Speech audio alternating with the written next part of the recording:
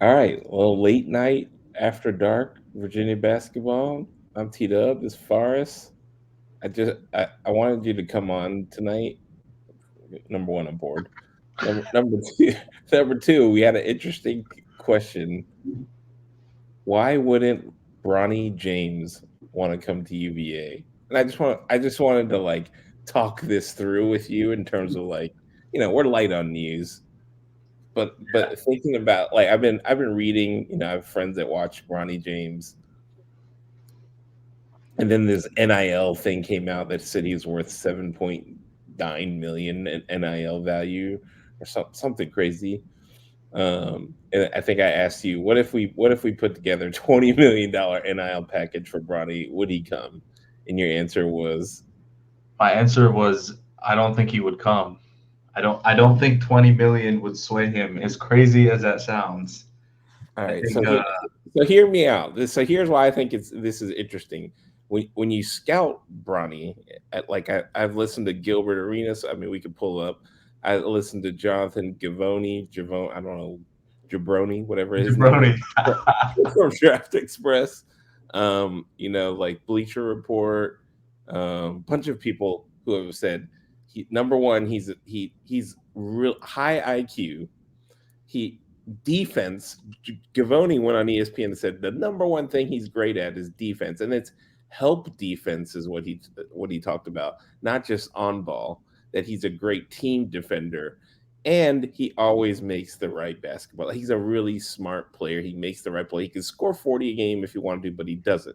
He gets his team involved. He makes the right play. I mean, that's the LeBron James trademark, I assume, but um, that to me sounds like wow, he would really work at UVA. Like he would be a perfect fit at UVA. Is that a Yeah, crazy I thought? mean, it's the fact that he wouldn't come here. I don't think is as much due to like him not fitting. He could definitely be a fit. I mean, UVA would also love to have him.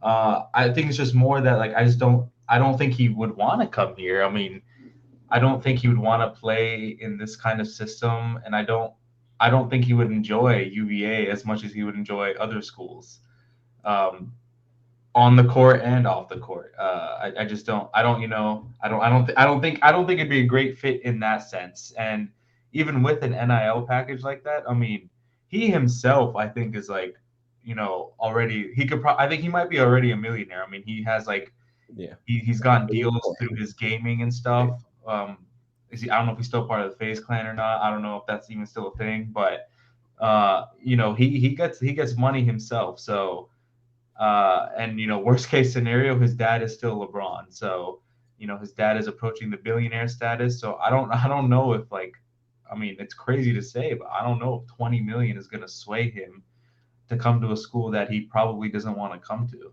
But why so on the court he likes team basketball. You think it's a scoring like he obviously doesn't care about scoring, like he averages 12 Yeah, 15 he likes to. I mean, yeah, he obviously when scoring's different at when you move to the next level, but he likes to push the ball too. He likes playing with pace, and we don't play with pace. We don't think we play with the pace that he would like to play with.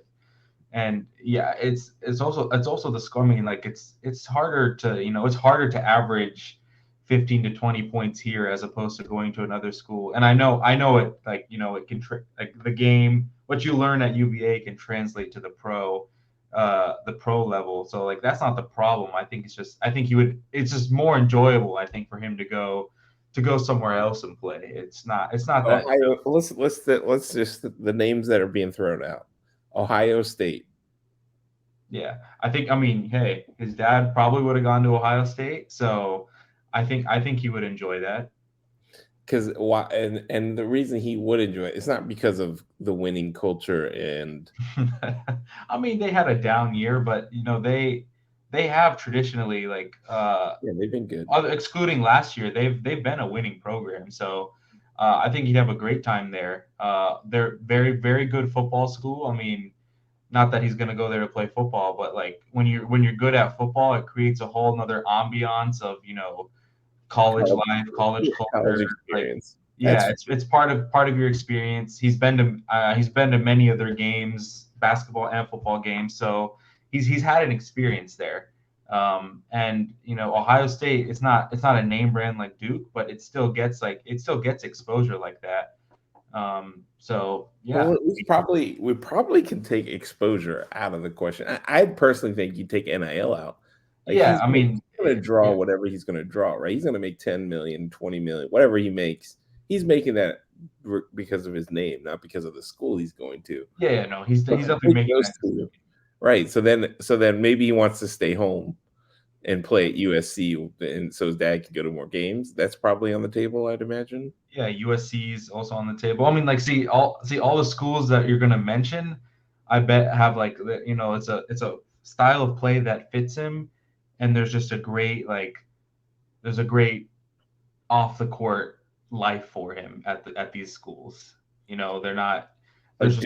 a What about lot. Duke? Is Duke on the table without Coach I K? Or think I think Duke's on the table because it's a name brand. Like it's yeah, Bronny James at Duke. Like he probably like you can envision that like oh man Bronny James at Duke like that could be a movie. Like that could go crazy. So like that's a name brand. UNC's a name brand. Kansas, all any of the blue bloods. Kentucky, Yeah, Kentucky. Those are all name brands. Like that's I could see him going to any of those places. but not Virginia. Yeah, I just don't see it. I just don't see it. I don't think it's. I mean, we'd love to have him. I think he would be a good fit too. I mean, he plays D. He can shoot. Uh, I think he could do a lot of good things for us. I just don't think he'd be a great fit for him. I mean, I will say like usually when wherever you go, you usually find your own niche, you find your own crowd. So you're gonna more than likely fit in wherever you go. I just think he'd have a more enjoyable experience at other schools. Hmm. I mean, I get the like wanting to be closer to his home in LA right now. Like that makes sense to me. Um, Yeah, I and just I don't know mean, about the style. Like if he really is going to prioritize winning and trying to develop his skills at the next level, or if he's trying to have a good college experience. I don't know what his priorities are. yeah, That's one of the hard things, but I'm just thinking in terms of like on court, what he is great at and what he does. That is an amazing fit at yeah, UVA. no, it does.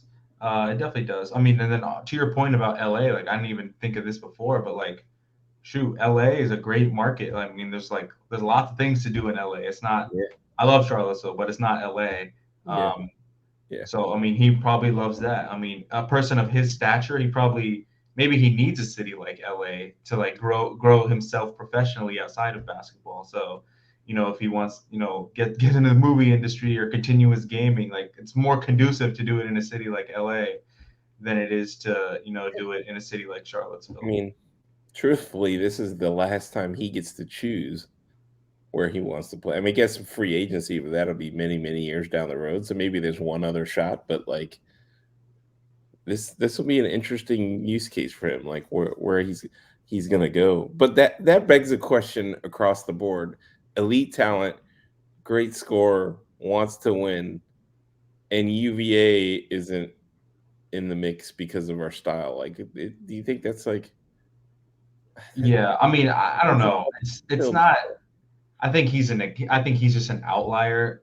I'm not saying he would fit. I think he would fit into like what you. I'm just saying like everything else outside that's not on the court. I think it's Charlottesville, UVA. I just don't think that's a fit for him. Like if Yeah, you take UVA and you put it in LA, greater chance, much greater chance. You put it in San Fran, much greater chance. I just don't think the off the court stuff is would be a great fit for him. yeah, that's fair. And that's tough for us to say on the outside, right? What's going on? But I'm just thinking about bigger picture UVA, UVA recruiting. UVA wants, UVA is hungry for another Ralph Sampson. Let's keep it real, like a number one recruit, all time great.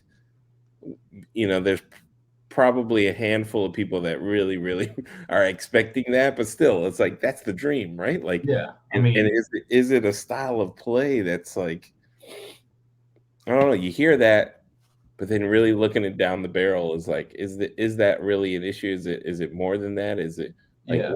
what exactly is it that is gonna I wouldn't like this. The style of play is it is what it is. I think we've gotten to the point that like I think our program has shown that like we produce pros. So like you can think whatever you want about the style of play. Like it, right? whatever it does, the development translates to the next level. But just sometimes it might be harder for like a younger kid to like see that. It's just Yeah. it's hard. I mean, you can't blame them. Like it's just harder for them to see sometimes.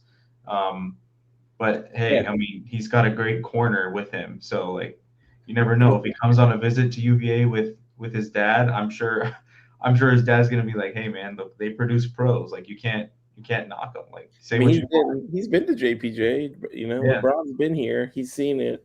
He knows what it's about. he knows. I'm just like in terms of like, off the top of my head, as crazy as it sounds, I'm like, all right, the things we check off in terms of like players that we would dream about having. He's got a like. Let's just talk about it in terms of like, from UVA's perspective. He comes from a great family. He's got his head, high IQ, wants to win, loves defense. Is a guy who's not about points. Is about getting his teammates involved. Wants to be in a winning culture. Hmm. All of those things feel like giant check marks. But when you hear the name is Bronny James, it's like there's no chance. That's to me that is like okay, why is that? I don't know. I don't have a really clear Yeah, answer. Maybe it is the there's a Charlottesville thing, or there's a maybe it's the disconnect. Yeah. yeah, like that part gets me. I'm like, what is it? What is it about that? I mean, we haven't had like I mean, like Bronny's a top recruit in his class, not the top, but he's one of the top recruits in his class. Like we just, I don't know, we haven't historically ever gotten those top recruits. So like, if you take away if you take away his name and you're looking at just a silhouette, and you're looking at his like class rank, in the recruiting rankings and his stats, you're like, oh yeah, it's a 4 or 5 star kid. Unfortunately, he's probably going to go to Duke or something. So I mean, I think it fits within the historical trend. Yeah, It's just like, yeah, I mean, if you take away the Bronny James name away, it kind of it fits within the historical trend. Top 10, 20 recruit, you're probably not going to come here. Just it just fits, and it's okay. I mean, we've we've we've done well without it. It's not like it's killed us. right. Um, so it is what it is. I mean, do you think that's a?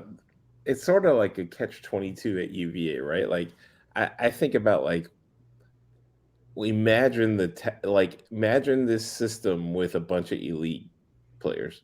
It would be Yeah, incredible. Like, but the thing is, those elite type of players don't want to play this type of system, and so that's like a dream. It seems like we'll never be able to check it off.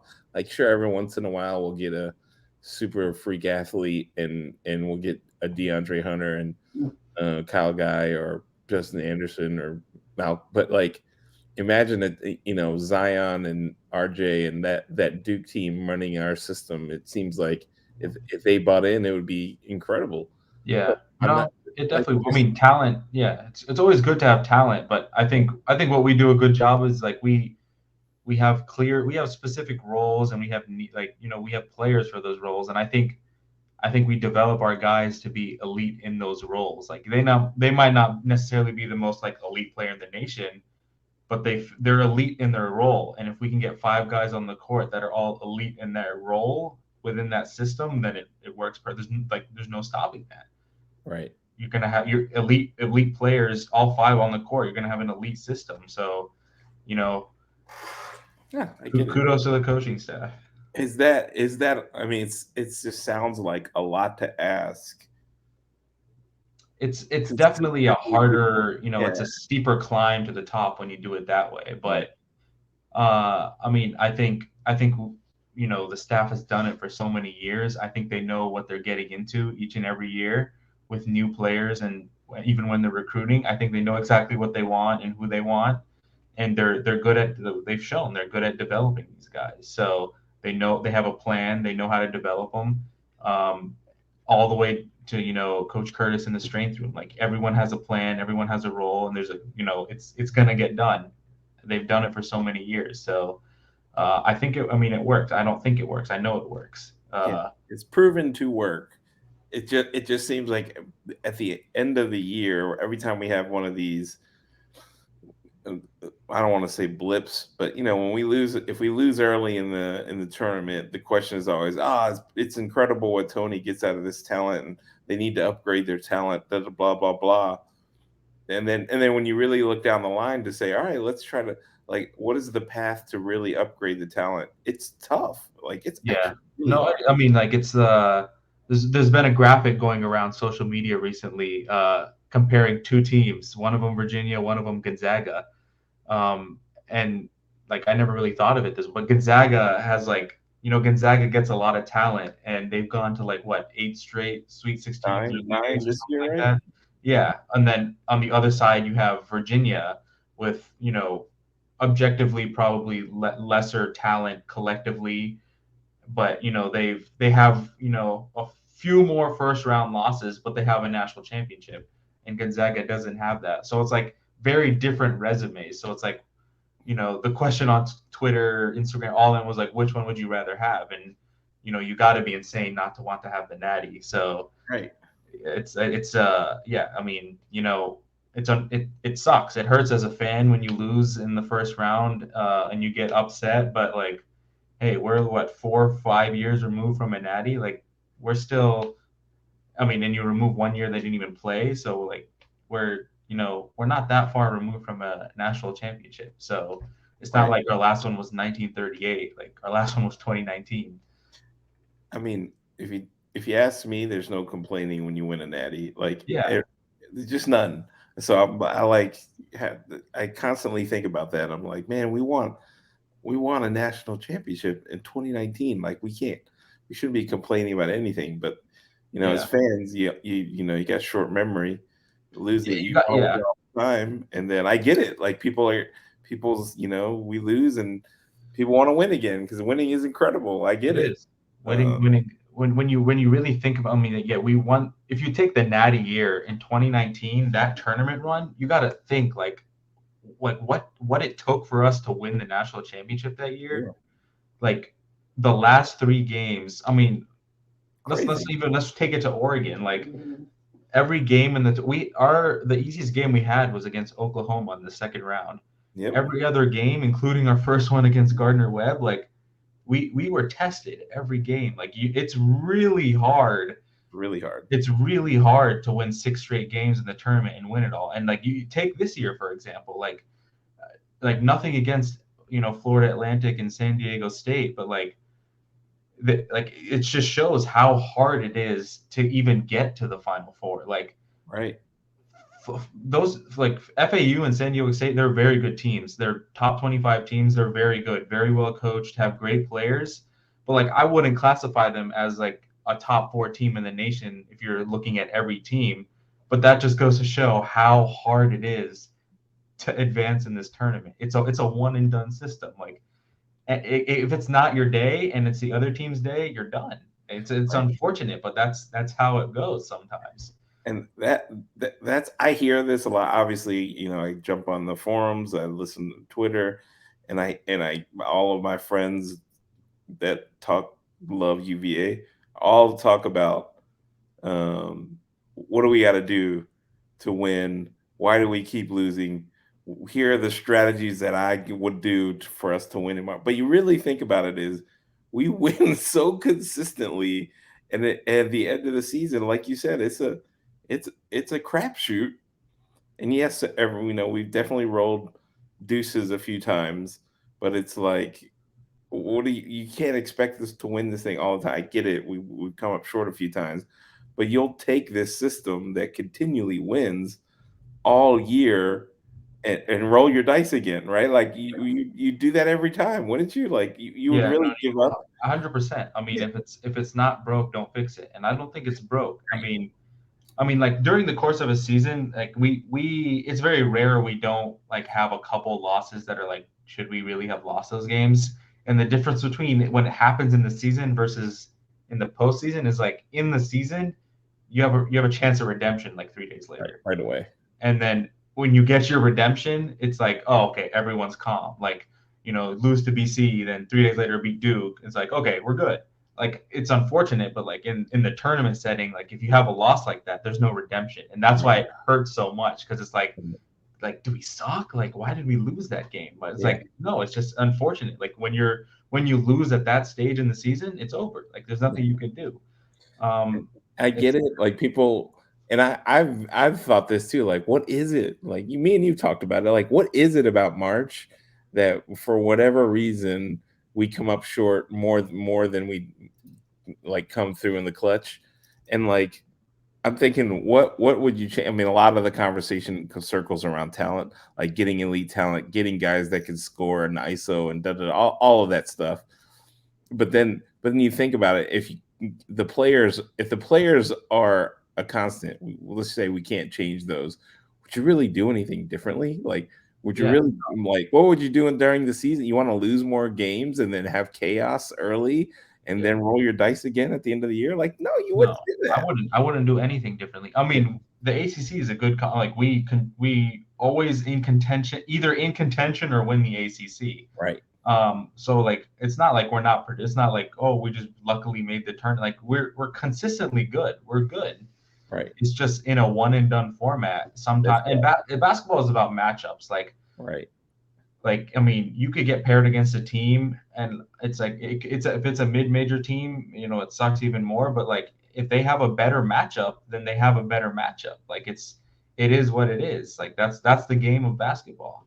I've also heard this theory that because of our system and its relenting style, we are more consistent throughout the year, but we don't have another gear in the tournament where everyone else may have another gear. Like they've worked on taking bad shots and tough shots all year because their offense isn't as methodical as ours, and they're not playing. You know what I mean? Like they're consistently taking and forcing themselves throughout the course of the year to take and make tough shots, and then come March, now they're focused, they're taking tough and making tough shots. Their defense is now up. Their mental fortitude, whatever, is higher, and we are now forced to make and take tough Yeah. shots, and we don't have any experience in that. Like, But I mean, I would say like our I would say I mean I think our I think we're ready to play those games too. Our mental fortitude is up. I mean, it's March Madness. It's not we don't just show up to roll the ball out on the court and go play a game. Like we show up with the same intensity. We know what the stakes are. It's like it's I wouldn't say like we're not like tested. We're definitely tested throughout the year. It's just I mean, yeah, I don't necessarily I wouldn't subscribe to that theory yeah, necessarily. But I mean, yeah, we show up. Like we know the stakes. right, Our coaches know the stakes. They get our guys prepared for it. It's just it's sometimes it's how the ball it's sometimes it's just how life works. yeah, It's someone has to win and someone has to lose. At the end of the day, there's what it come April 4th, there's going to be one team will finish the season with a win. There'll be one team that finishes with a win. Everyone else will finish with a loss. I mean, the odds are not in your favor to be that one team. There's right. what 350 Division 1 teams. Like, yeah, the odd, it's not the greatest odds. It's very hard. It's very hard to get through.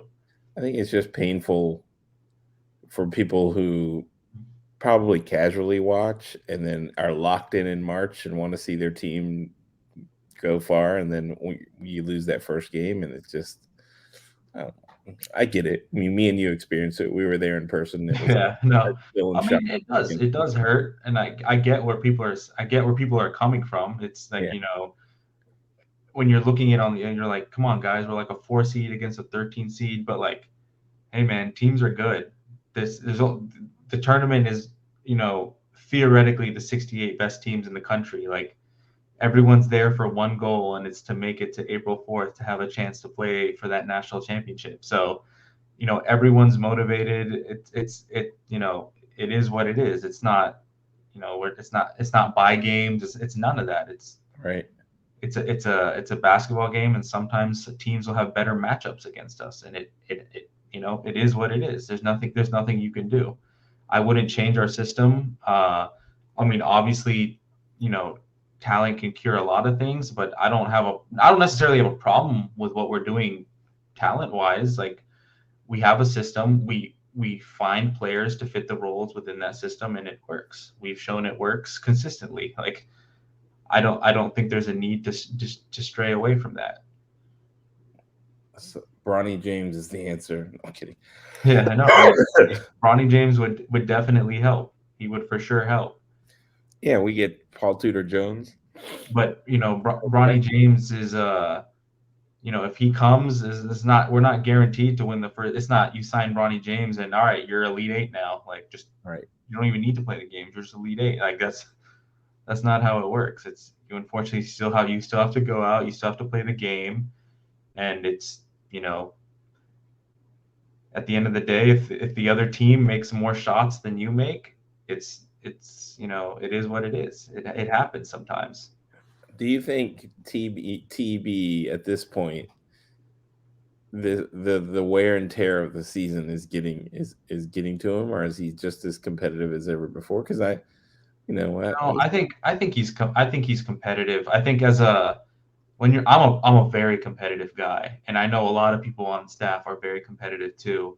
And I think like it's a competitive nature to always want to be on top, and until you're on top again, it just you always want to you know there'll be days where you're like oh you know I don't want to do, but like the competitive juices come back, and you're like you know let's get this done. I think this is a great time of the year. I mean I know it sucks as like you know a fan, you're like oh my god we're losing this player that player this player that, but like there's other players like we're trying to get the pieces to the puzzle to finish the puzzle. I think it's a very exciting time. I mean, the portal's a blessing and a curse.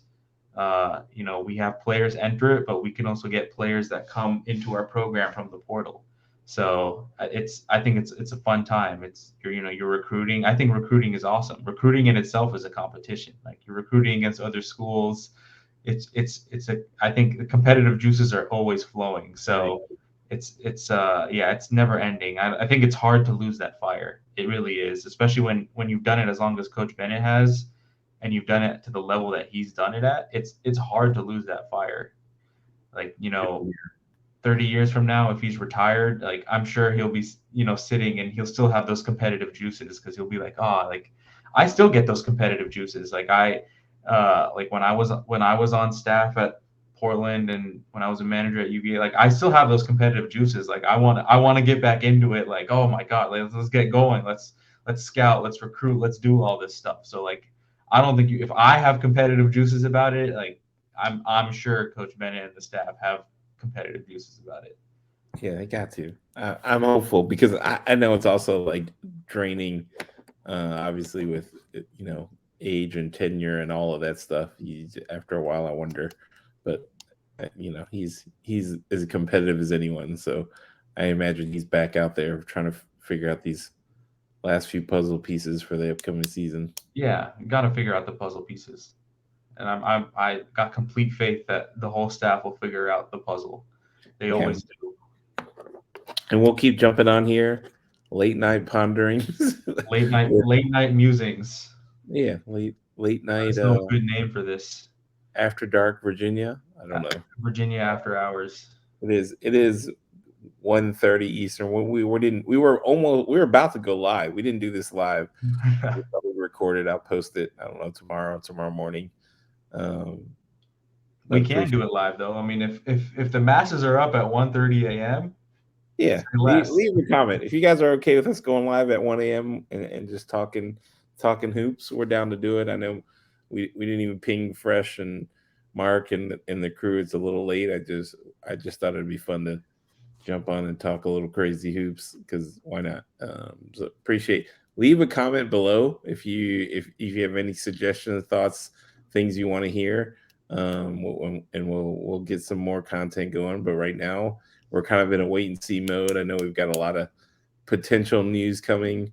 We've got Reese, we've got Armand, we've got transfers, potentially coming in. We got visits, we got recruits. So lots to update you on, and Forrest and I, we can jump on whenever, and if there's something breaking, we'll jump on. That work for you, Far Out?